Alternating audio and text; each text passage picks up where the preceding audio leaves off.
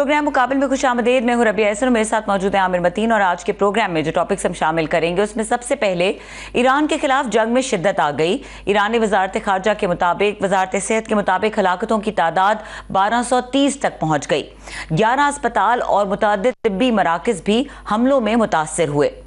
क्या ये सिर्फ इलाकाई अस्करी तसादुम है या इसके पीछे मजहबी नजरियात की बड़ी कहानी छुपी है? क्या ईरान के खिलाफ जंग यहूदी मजहबी तालीमात की रोशनी में लड़ी जा रही है? और क्या इसराइल और अमरीका इस बहरान की आड़ में, और अब अमरीकी वजीर दिफा की पुरानी तकरीर सामने आने के बाद, क्या एक बड़े मजहबी तसादुम का खतरा बढ़ रहा है? अबनाए हुर्मुज़ की बंदिश के बाद आलमी तवानाई बहरान का खतरा बढ़ गया। कतर ने गैस बरामदात पर फोर्स मेजोर नाफिज करके पैदावार मुअत्तल कर दी। दुनिया की 20% LNG सप्लाई मुतासर होने का खदशा। यूरोप और एशिया में बेचैनी। तेल की कीमतें 25 रुपए तक बढ़ने का इम्कान।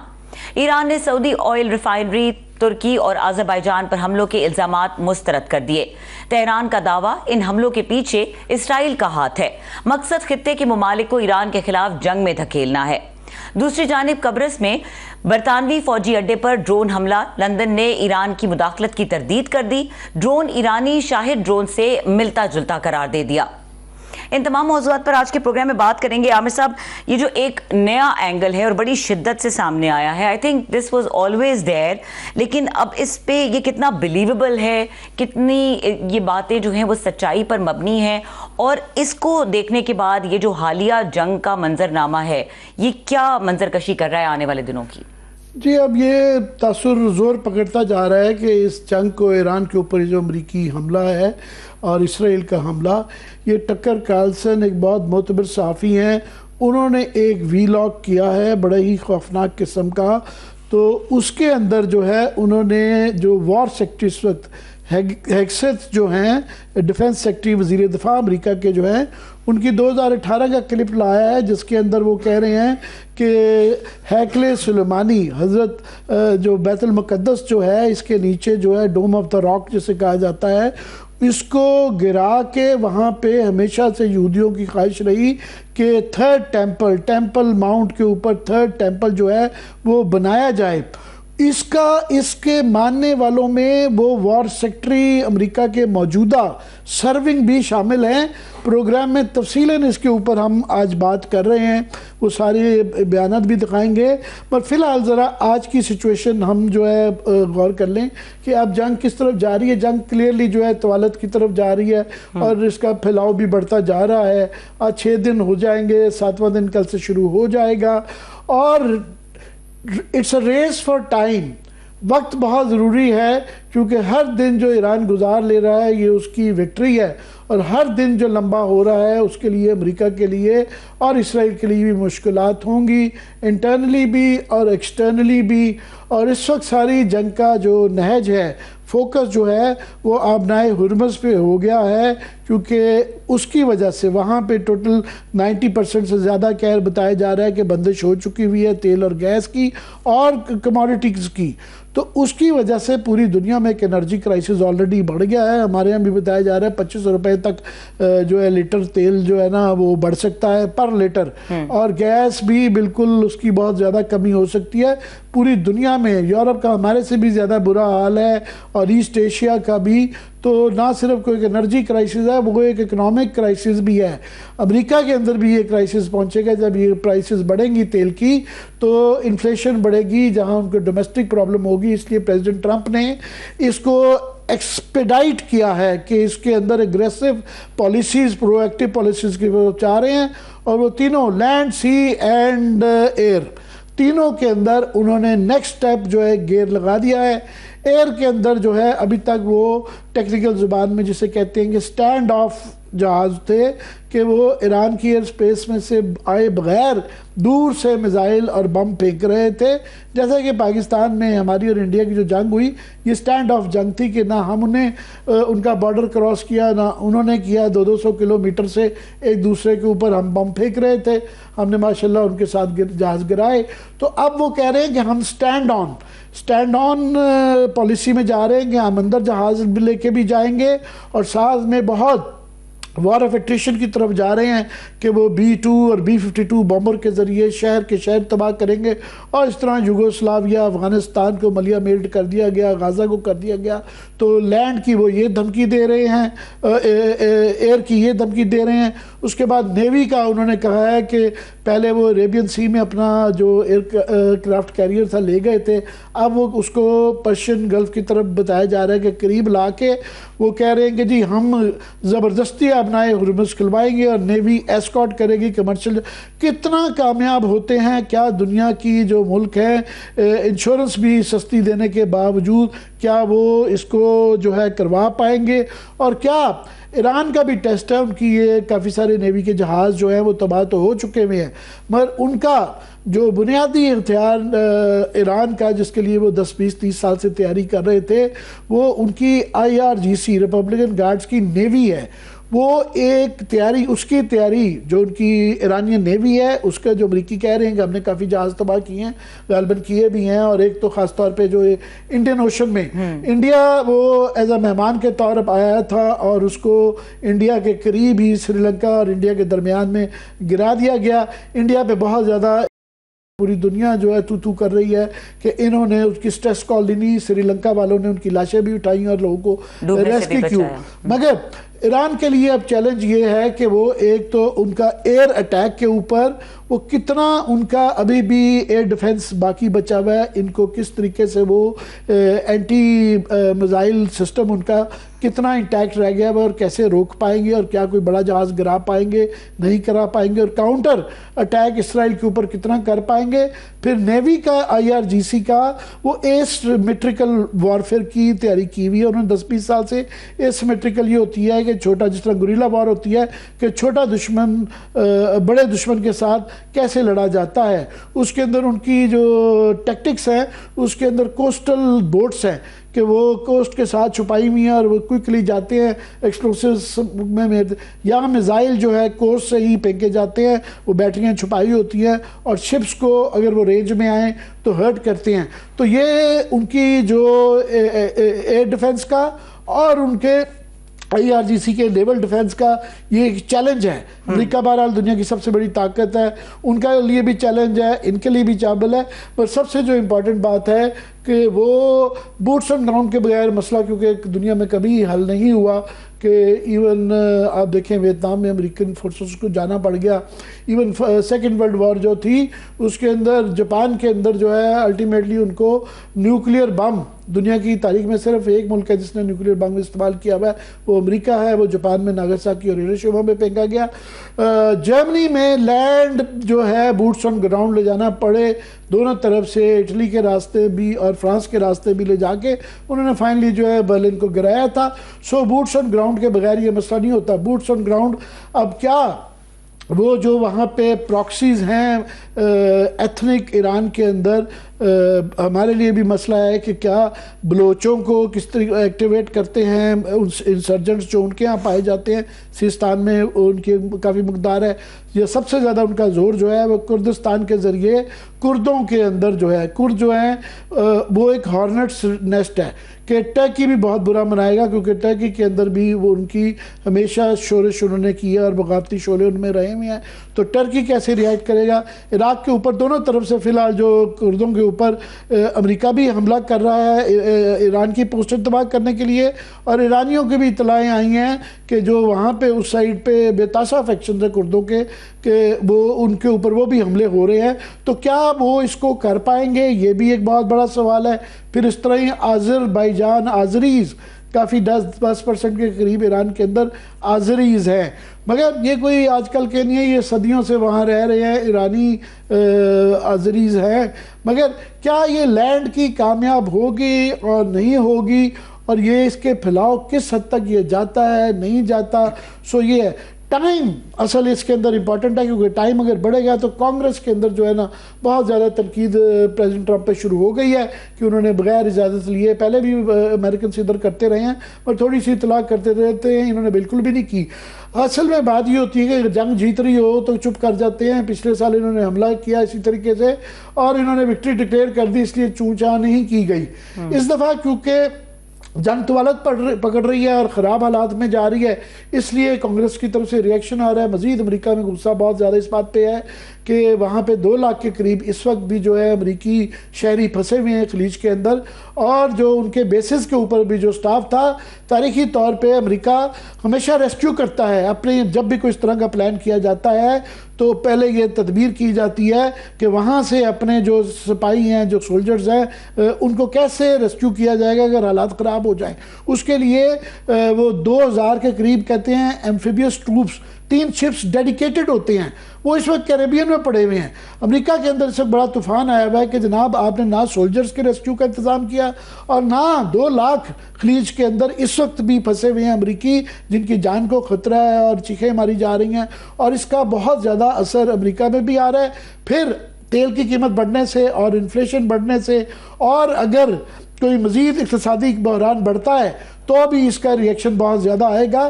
सो ये मैं एक ओवरऑल आपको पिक्चर दे रहा हूँ कि हालात किस तरफ जा रहे हैं। जी, हमारे साथ मौजूद हैं air commodore retired Khalid Chishti, दिफाई तज्ज़ियाकार भी, उनको वेलकम करेंगे। जी आमिर साहब। जी बहुत शुक्रिया खालिद चिश्ती साहब, मैं आपका बड़ा मद्दाह हूँ, आपके तज्ज़िये सुनता रहता हूँ। मैं आपसे आज ज़्यादा ऑपरेशनल चीज़ें अंडरस्टैंड करना चाह रहा हूँ और चाह रहा हूँ नाजरीन भी इसकी सूरत बने कि अभी जो हमारी समझ आती है कि एक नेक्स्ट गियर प्रेसिडेंट ट्रंप ने लगाया है, क्योंकि उनके लिए ये तवालत वो नहीं चाहते, तो लैंड, सी और एयर की तरफ से उन्होंने एग्रेसिव टैक्टिक्स के इशारे दिए हैं। पहले एयर से बात कर लेते हैं कि वो अब बता रहे हैं कि स्टैंड ऑफ की जाए स्टैंड ऑन ऑपरेशंस करेंगे, और B-2 और B-52 जो बॉम्बर्स हैं उनका भी इस्तेमाल होगा, F-35 भी होगा। ईरान की कितनी अब कैपेसिटी रह गई है कि इसको काउंटर कर सके, ये हमें पहले तो समझाना एयर का, जो आपकी फील्ड है, फिर आपसे नेवी और लैंड भी समझते हैं। जी बहुत शुक्रिया आप दोनों का, और आमिर साहब बहुत शुक्रिया, आपने अच्छे अल्फाज इस्तेमाल किए, मुझे इनवाइट किया। देखिए बुनियादी तौर पर तो एयर का जो प्रिडोमिनेंट जो फैक्टर है वो अमेरिका के और इजराइल के बहुत ज्यादा हक में है। जाहिर है कि ईरान की कोई एयरफोर्स ऑलमोस्ट ना होने के बराबर है, उनके पास जो जहाज हैं वो ऑब्सलीट हैं बहुत। F-14 जो है वो शाह ईरान के ज़माने का है, MiG-29 को 50 साल पुराना है, तो उनकी सिग्निफिकेंस है नहीं, क्योंकि उनको स्पेयर पार्ट्स वगैरह नहीं मिलते रहे। और पासदारान इनकलाब ने शायद एक वजह से शायद एयरफोर्स को जोर भी नहीं दिया उनको डेवलप करने में। जो मेरी अंडरस्टैंडिंग है वो ये है कि उनको पता था कि हमारे जहाज इजराइल तक पहुंचने ही नहीं दिए जाएंगे, क्योंकि रास्ते में सीरिया, जॉर्डन और इराक के सरहदें आती हैं, तो जैसे उनके मिसाइल को मज़ाहमत मिलती है रास्ते में, उसी तरह उनको फाइटर जहाजों को नहीं पहुंचने दिया जाएगा। तो शायद उन्होंने इसलिए रिलाय किया कि उनको सरफेस टू सरफेस। मैं इसके अंदर एक मैं मेरे पास कोई इंटेलिजेंस रिपोर्ट तो नहीं है, मगर ओपन मीडिया सोर्स जो है, सोशल मीडिया पे इस तरह की खबरें आती हैं, उसको पिंच ऑफ सॉल्ट के साथ देना पड़ता है। दरमियान में ये इस तरह की भी खबरें आई, कुछ रशियन जनरल्स ने कहा या चीनियों ने भी इशारे दिए कि शायद Su-35 कोई रूसी भी मदद कर रहे हैं, क्योंकि इराक के ऑपरेशन के अंदर जो ईरान ने हमला किया, उन्होंने कहा जी वहाँ पे अगर वो होंगे तो वो शायद रशियन पायलट ही होंगे, शायद Su-35 जो है ईरानी 1-2 साल लगते हैं उसको सीखने में, ऑपरेट करने में। तो ये कोई ऐसा इसके अंदर कोई आपको एविडेंस लगता है? ये आमिर साहब Su-35 वाकई उनका मोस्ट मॉडर्न जेट है, और मेरा ख्याल है 7 महीने जो पिछले थे इसमें कोई शक नहीं कि ईरान ने बहुत ज्यादा एयर पावर को अपनी ज्यादा इन्फोर्स किया है, लेकिन ज्यादातर उन्होंने सरफेस टू सरफेस मिसाइल्स में किया है और एयर डिफेंस सर्वेलेंस में किया है। Su-35 जो है 57 है बुनियादी तौर पर जो स्टेल्थ है, इतनी जल्दी इन जहाजों को मास्टर करना मेरा नहीं ख्याल कि ऑपरेशनलाइज ईरानियन एयरफोर्स कर सकती है या कर सकी होगी। बिल्कुल आप ठीक कह रहे हैं, ओपन सोर्स से अभी कोई मेरे पास भी कंफर्मेशन नहीं है कि इनके पास कोई सिग्निफिकेंट फाइटर जहाज हो जिस पे रिलाय करके F-22 और F-35 और B-52 वगैरह को इंटरसेप्शन के लिए कोई मजामत कर सकें। देखिए उनके पास ऑप्शन बहुत कम है ईरान के पास, अनफॉर्चुनेटली उनके पास बुनियादी तौर पर ऑप्शन ही सिर्फ सर्वाइवल की है। और ये देखिए जब भी मुकाबला होना था, ईरानियन को पता था, पॉलिसी मेकर्स को भी, मिलिट्री को भी और आयतुल्लाह खामनाई को भी, कि हमने weapon to weapon, aircraft to aircraft, missile to missile या टैंक टू टैंक तो मुकाबला कर नहीं सकना। उनके पास एक एलिमेंट है को बहुत बड़ा इंपॉर्टेंट है। मैं अक्सर बात करता हूं कि आमतौर पर जो जंगें लड़ी जाती हैं वो 2 फैक्टर्स पे लड़ी जाती हैं। एक आपका जो कैपेबिलिटी होती है या सलाहियत होती है, और दूसरा जो आपका हौसला होता है।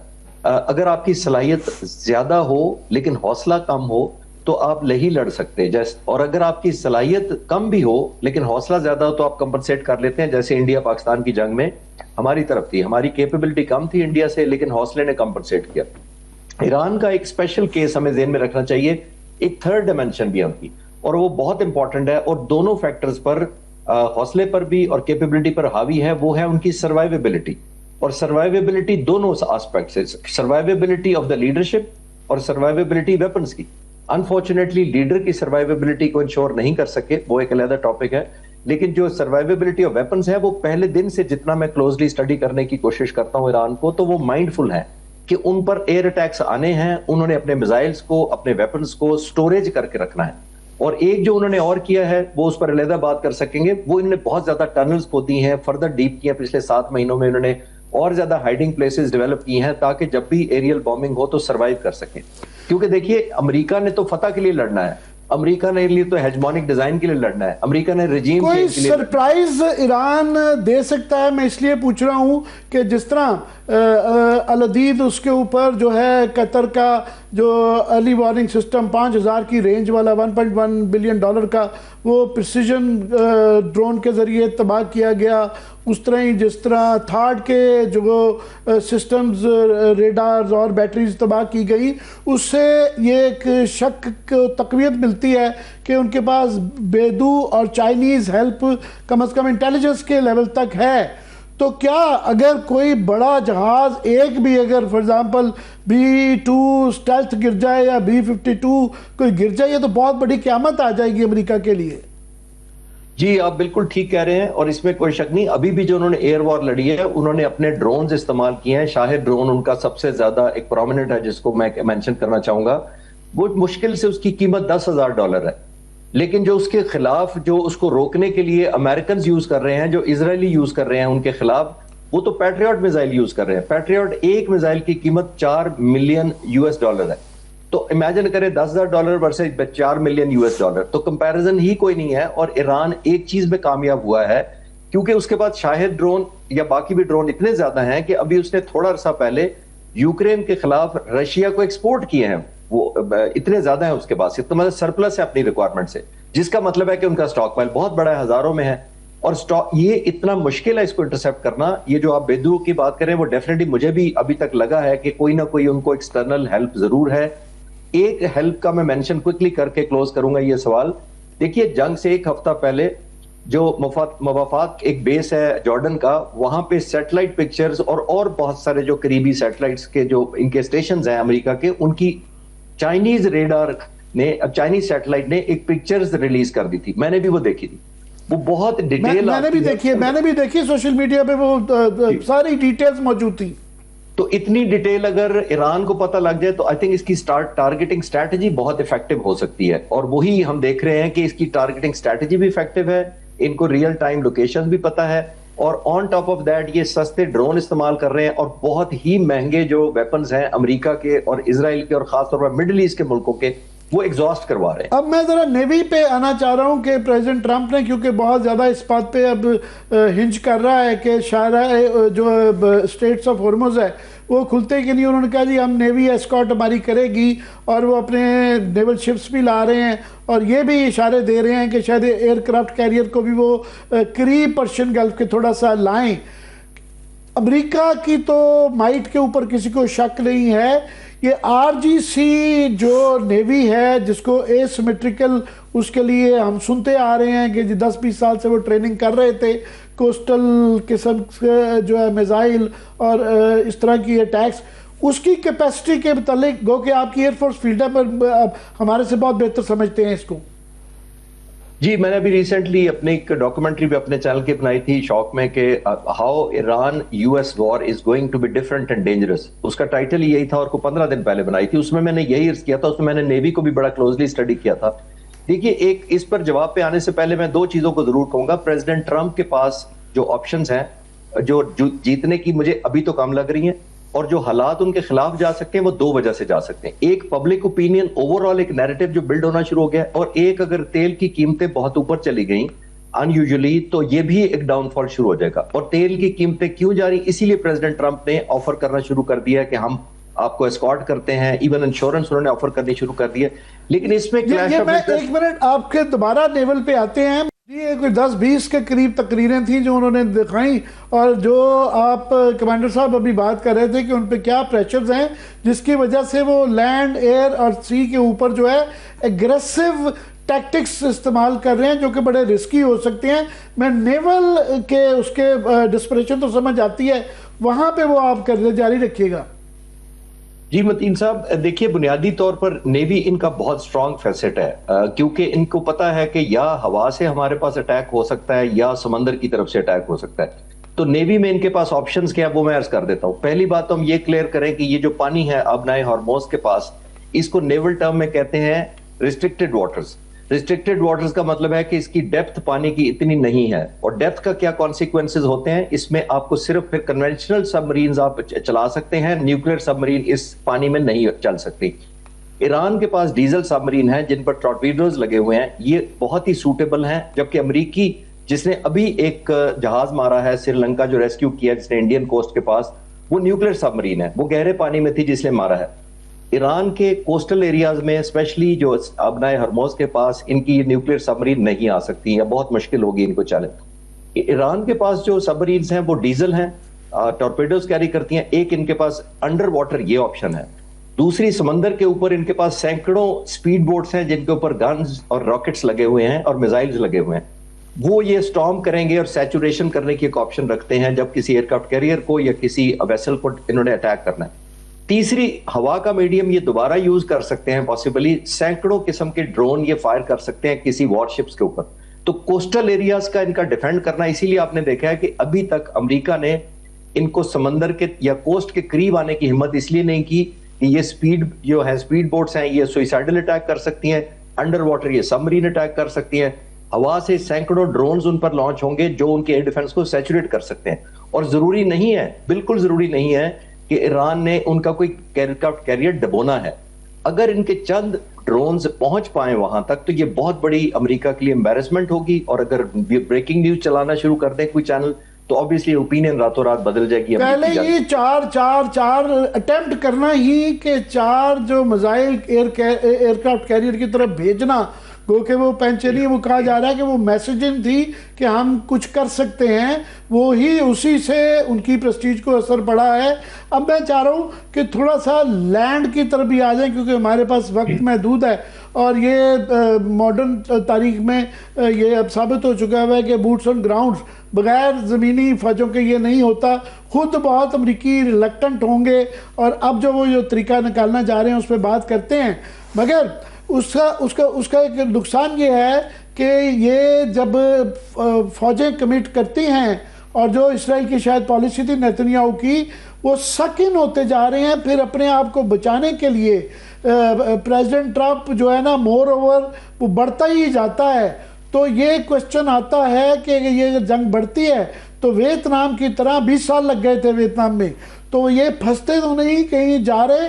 मगर इसका लैंड की जो उनका मसला है अमरीकियों का, उनको ये बड़ा खिता, एक इसकी तारीख है और इसकी एक यूनिक सिचुएशन है। और अमरीकी कोई इस तरह की गलतियों के लिए मशहूर हैं, और हिस्ट्री के मुतल्लिक, उनकी नॉलेज के मुतल्लिक काफ़ी लोगों को शक ही रहता है कि वो आसान मॉडल ढूंढ रहे हैं कि जी ये Libya model, Syria model, Iraq model. तो ना तो ये लिबिया मॉडल बना कि गद्दाफी के जाने के बाद ये ईरान गिर गया, ना ये जो है इराक मॉडल नज़र आ रहा है। और सीरिया मॉडल के अंदर, अफगानिस्तान मॉडल के अंदर नॉर्दर्न अलायंस थी या जलबानी साहब के वो ग्रुप्स थे जो पोटेंट ग्रुप थे, ग्राउंड पे थे। मगर यहाँ पे जो कोशिश की आ रही है उसके ऊपर बात करते हैं। जी कमांडर साहब, ये जो Iraq, Libya, Syria, Afghanistan model जो कुर्दिस्तान के ज़रिए कुर्दों को किया जा रहा है, कितना ये इसके इम्कानात लगते हैं विक्ट्री के आपको? देखिए बुनियादी तौर पर आमिर साहब, और ओवरऑल भी अगर प्रोफेसर शामर की उस पर आप कुछ कहना चाहें। जी बिल्कुल, ये बहुत अच्छा सवाल है और आपने ठीक नुक्ता उठाया और रेफरेंस भी बड़ा अच्छा दिया वियतनाम जंग का। देखिए वो उसकी थोड़ा सा मैं आपको फ्लैशबैक दे देता हूं। उस वक्त भी अमेरिका ने यही समझा था कि फुट ऑन ग्राउंड करूंगा, लेकिन नहीं हो सका था। आज से 70 साल पहले ये जंग शुरू हुई थी 1954 में और 75 तक चली थी 21 साल। 58,000 अमेरिकन मारे गए थे सिर्फ और 33 लाख वियतनामी मारे गए थे। लेकिन अमेरिका को फिर भी शर्मिंदा होकर निकलना पड़ा, क्योंकि अमेरिका उस वक्त अपनी मोनोपोली के लिए, अपनी पसंद की हुकूमत तारी करने के लिए वहां पर, और सोवियत यूनियन जो उस वक्त एक और सुपर पावर था उसको नीचा दिखाने के लिए वहां पहुंचा हुआ था।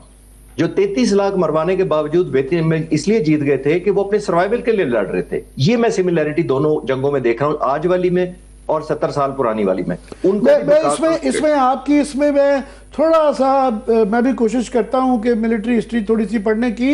हेनरी किसिंजर साहब ने, क्योंकि 20 साल वो चली और आखिरी 10 साल जब अमेरिका शामिल हुआ उसमें शिद्दत आई, 4, 5, 7 साल लगते रहे जिसके अंदर ये इसकी सुलह की कोशिश होती रही। किसिंजर साहब लिखते हैं कि जनाब हमारी और उनकी असल में बाद में मुझे समझ आई रैशनैलिटी और थी, तर्ज फिक्र ही और था, उनका सोचने का अंदाज और था। हम जिस तरह खुद सोचते हैं हम उसके तकाजे से समझ रहे थे कि ये सुलह कर लेंगे, आर्मिस्टाइज कर लेंगे, सरेंडर कर लेंगे, कुछ ना कुछ करें। तो हमें बाद में, अब मैं सोचता हूँ समझ आया, उस तरह ही नेपोलियन की भी मिसाल दी जाती है कि मॉस्को में, क्योंकि पहले तरीकाकार था कि लोग सरेंडर कर देते थे, तो वो यही तड़पता रहा इतने दिन मॉस्को में नेपोलियन बैठ के कि जी आके मेरे पास सरेंडर कोई नहीं कर रहा। सो मैंने कहा ये थोड़ा सा हम भी अपनी थोड़ी सी दानिशवरी बीच में ऐड कर दें, प्लीज जारी रखिएगा। नहीं, आपकी बातें बड़ी पहुंची हुई होती है और मुझे कुछ चीजें और याद कराते हैं। हेनरी किसिंजर ने कहा था कि it is dangerous to be friend of USA, it is dangerous to be friend enemy of USA, but it is fatal to be friend of USA.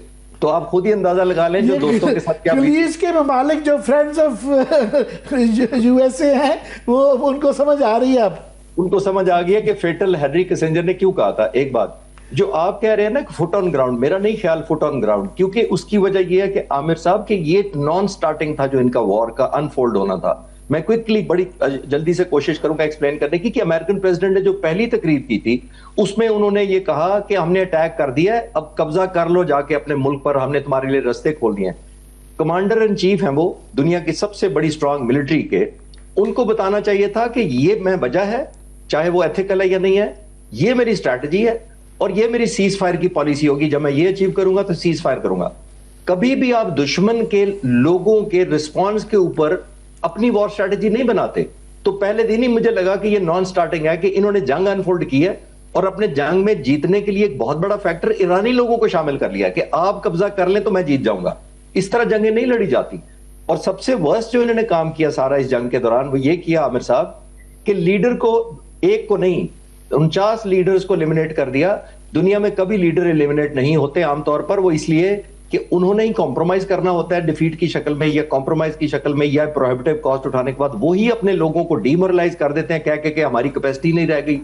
तो उसी लीडर को एलिमिनेट करके इन्होंने उस कौम को यूनाइट कर दिया और बजाय वो जंग के मूड में अब वो रिवेंज के मूड में चली गई कौम सारी की सारी। तो अब लोग बहुत सारे जो फेंस पर बैठे थे दरमियान में, जब 1.5 महीना पहले मुजाहरे हुए थे कि जी हम किस तरफ हैं, हम प्रो गवर्नमेंट है कि अगेंस्ट गवर्नमेंट है, वो फेंस से उतर के प्रो गवर्नमेंट चले गए।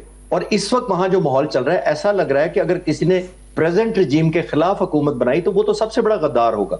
इन्होंने एक यूनिटी डेवलप कर दी है, 5000 साल पुरानी तारीख है इस कौम की। ये को वर्ल्ड वॉर 1 के बाद नहीं आजाद हुए ये मुल्क। तो अनफॉर्चुनेट पार्ट ये है कि फुटिंग ही गलत है। फुट ऑन ग्राउंड तो बहुत ही महंगा पड़ेगा, मैं इमेजिन नहीं कर पा रहा इन हालात में जब लोग बहुत गुस्से में। आई थिंक जो मर्जी कर लें, B-52 50,000 फुट पे आके बमबारी करके जा सकता है 2,20,000 टन उठा के, लेकिन वापस भी जा सकता है क्योंकि एस्कॉर्टेड है।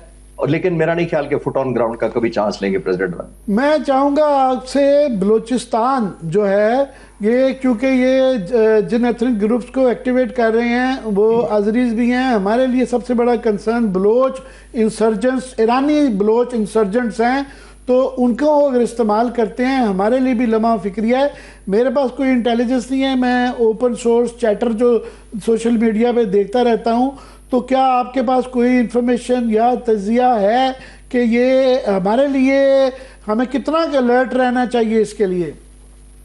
ये भी बहुत अच्छा सवाल है, मैंने इस पर रिसर्च की थी। ये जो BLA ने अटैक किए थे 12 मकामात पर हमारे कुछ दिन पहले, वो बुनियादी तौर पर अमरीकी सदर को और जो लोग इस वक्त इंटरनेशनल इस तरह की हेजमोनिक डिजाइन रखते हैं इसराइल को, वो अपनी सर्विसेज ऑफर कर रहे थे इस वजह से कि ईरान के अंदर 3 तरह की डायमेंशन है, कुर्दिश हैं, आजरीज हैं और ये बलोच हैं जो ईरानियन बलोच हैं। तो बुनियादी तौर पर वहां भी बलोच एक एलिमेंट है जो स्ट्रगल कर रहे हैं अगेंस्ट द गवर्नमेंट। तो आई थिंक उन्होंने यहां जो हरकत की थी जो पाकिस्तान में, उन्होंने ये साबित करने की कोशिश की थी प्रेसिडेंट ट्रंप या इन जैसे लोगों की नजर में कि जनाब हमारी ये कैपेसिटी है कि हम 12 शहरों पर अटैक कर सकते हैं और आपको हमारी खिदमत चाहे वो ईरान में चाहिए हो या पाकिस्तान में चाहिए हो तो हम हाजिर हैं। मेरा ख्याल है इन्होंने वो रेलेवेंस बिल्ड की थी, लेकिन अल्हम्दुलिल्लाह हमारी मुसल्लह अफवाज ने और बहादुर लोगों ने जिस तरह जवाब दिया, वो एक और कॉस्ट है जो हिस्ट्री का हिस्सा है। इंशाल्लाह इस तरह की हमको यादगार जो सबक दिया वो आइंदा नहीं हो पाएगा। तो ये लिंक वो हमारे लिए बड़ा ही इस वक्त नाजुक मोड़ है कि जिसके अंदर बहुत बड़े फैसले दरकार हैं और यहाँ पे वो क्लोज डोर के अंदर बातें की जा रही हैं, ओपनली डिस्कशन नहीं की जा रही है। हमारे से आपसे तो शायद पूछते होंगे, मीडिया से या पब्लिक डिबेट नहीं हो रही इसके ऊपर, इसलिए थोड़े से फिक्र रहती है। मुझे ये समझाइए कि ये एक बहुत बड़ा सवाल है कि ईरान जो है उस पर तो अटैक होगा, वो जो काउंटर अटैक उनका इसराइल के ऊपर जारी है, तो उसका जो है अभी क्या आप फ्यूचर देख रहे हैं कि क्या जिस तरह पिछली दफ़ा ये जंग ख़त्म हुई थी वो फाइनली क्योंकि इसराइल ने घुटने टेक दिए थे और अमेरिका को ये ख़त्म करनी पड़ी। हम सुनते हैं कि जी हाइपरसोनिक भी उनके पास मिसाइल ईरान के पास है, एक दो ऐसे ही चैटर के अंदर ये दिखाई गई, उसकी कोई तस्वीर तो है। क्या उतनी कैपेसिटी है कि इसराइल को घुटने टिकवाए जा सकते हैं? देखिए, बुनियादी तौर पर तो कंपैरिजन क्विकली करके मैं आपको आता हूं, अमेरिका के सदर ने तो खुद ही कह दिया ना, हम इनविंसिबल हैं और हमें कोई काउंटर ही नहीं कर सकता। पहली बात है, प्रेशर उन्होंने इनविंसिबिलिटी की खबरें आज ही CNN, वाशिंगटन पोस्ट, न्यूयॉर्क सब में छपी हुई हैं कि बड़ी तेजी से उनके स्टॉक्स जो है डिप्लीट हो रहे हैं। जी, उन्होंने एक कहा कि हम इनविंसिबल हैं और इनवनरेबल हैं, उन्होंने ये कहा था। और आपने बिल्कुल ठीक कहा कि दुनिया रियलाइज होना शुरू हो गया कि दोनों नहीं रहे, ना इनविंसिबल है ना इनवनरेबल है, पहली बात। दूसरी बात यह है कि प्रेसिडेंट ट्रंप ने जंग खुद छेड़ी है इजराइल के कहने पर। उन्होंने अपने लोगों को, आमिर साहब, एक वॉर ट्रॉफी दिखानी है, उन्होंने जीत कर दिखाना है, चाहे वो रजीम चेंज हो, कुछ ना कुछ। ईरान पर तो कोई प्रेशर नहीं है, ईरान ने तो सिर्फ एक काम करना है, जो मेरा सजेशन है वो है सर्वाइव। अगर वो सर्वाइव कर पाते हैं, जितनी प्रोलॉन्ग वो सर्वाइव करते हैं, उतना ही अमेरिका और इजराइल कमजोर नजर आएंगे दुनिया को। और मैं आज भी मान रहा हूं, छठे दिन जंग के भी मेरा मानना यह है कि इस वक्त अगर जंग किसी वक्त भी हो गई तो अमेरिका और इजराइल वो नहीं रहे जो 6 दिन पहले थे, क्योंकि उन्होंने बहुत बड़ी मिथ क्रिएट की थी कि हम ये कर देंगे, हम पहले दिन ये कर देंगे, हम आएंगे तो पता नहीं क्या कर देंगे। ना तो अमेरिका और इसराइल ये वो वाले रहेंगे, ना ये दुनिया वो वाली रहेगी, ना ये इक्तिसादी और एनर्जी का पॉलिटिकल स्ट्रक्चर्स वो रहेंगे, ना यूरोप रहेगा, और खलीज तो बिल्कुल भी वो वाला नहीं रहेगा। सो ये देखेंगे, डिपेंड करता है कि ये कितना तवालत पकड़ता है और कितने अरसे बाद ये जंग ख़त्म होती है। बहुत बहुत शुक्रिया कमांडर साहब आपका हमारे लिए वक्त निकालने का। दोबारा वक्फे के बाद आएंगे तो ये जो यहूदो हनूद का जो एक गठजोड़ हमें नज़र आ रहा था कि उन्होंने अयोध्या बनाई थी और यहाँ जो हैकले सुलेमानी बनाने की वजह से जो मोटिवेशन क्रिएट की जा रही है इसराइल में और अमेरिकी फौजियों में और उनकी लीडरशिप में, वो हम बातें सुनते आए थे, मगर किस हद तक, संजीदा हद तक जो है ये सरायत कर चुका हुआ है अमेरिकन इस्टेब्लिशमेंट में। जी बिल्कुल आमिर साहब, जो आपने गुफ्तगू आज की है, आई एम श्योर कि ये काफ़ी कुछ इसने जो थॉट प्रोसेसेस हैं वो खोले हैं, पोर्टल्स खोले हैं to think in two different directions कि व्हाट इज़ गोइंग ऑन। और इसी नोट पे प्रोग्राम को ख़त्म करेंगे क्योंकि वक्त ख़त्म हो गया है। देखने के लिए शुक्रिया, इजाज़त दीजिए, अल्लाह हाफ़िज़।